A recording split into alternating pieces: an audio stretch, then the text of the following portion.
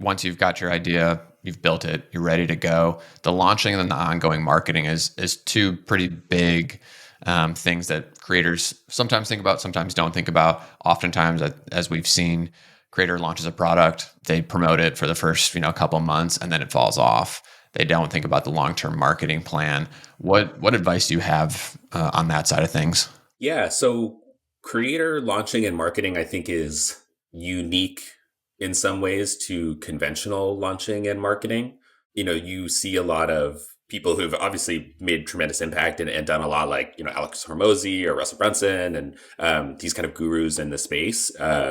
The caveat that I always take with our creators is that typically those models are geared towards someone building their primary business around that product.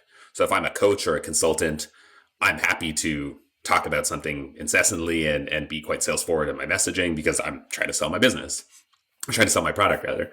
For a creator, as I mentioned before, they have this whole other part of their business that is based off of trust. And so the messaging has to be very, very different. And so that's the first delineation we always try to make with a creator is what feels right, what feels authentic, what is not going to damage the trust that you have with your audience.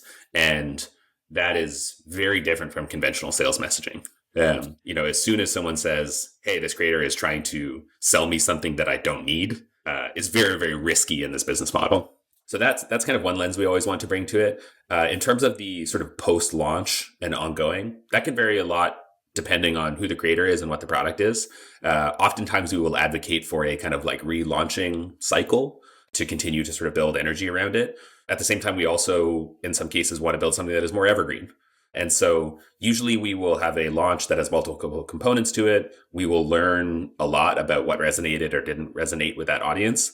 Then in a kind of 3 to 6 month period after that launch, we will usually advocate for another launch where we're implementing some of those learnings. And then on an ongoing basis, we will kind of double and triple down on the things that worked and try to build an evergreen funnel off the back of that. And during that entire first 6 months, you guys are constantly getting feedback from folks. What does that process look like? Are you just asking for it on a regular basis, having the creator ask for it? Is it just built in the product? What does that feedback process entail? Yeah, there's, I suppose, sort of two components of it. There's the actual like product feedback itself. And so we can build in, surveying and things like that based off of completion of using a product. You might have kind of interjection within the product itself, asking about specific pieces of feedback. Then there is sort of more feedback, traditional kind of digital marketing stuff. So how are our email campaigns converting? If we're doing paid advertising, how's that converting? And there's always kind of tweaking and optimization on that side of things.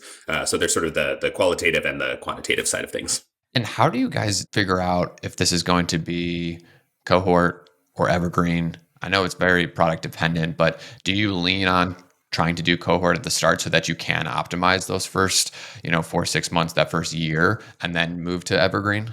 It's not a very helpful answer, but it depends. That's all right. The biggest variable, to be honest, is the creator. In order for something to be cohort based, it is quite involved, and the creator has to be willing and excited about having that model. And you're not a value judgment whatsoever, but some are not.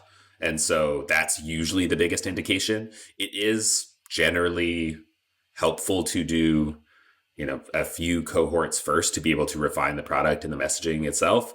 But that's not always going to be the case and not always going to be what makes sense for the individual creator.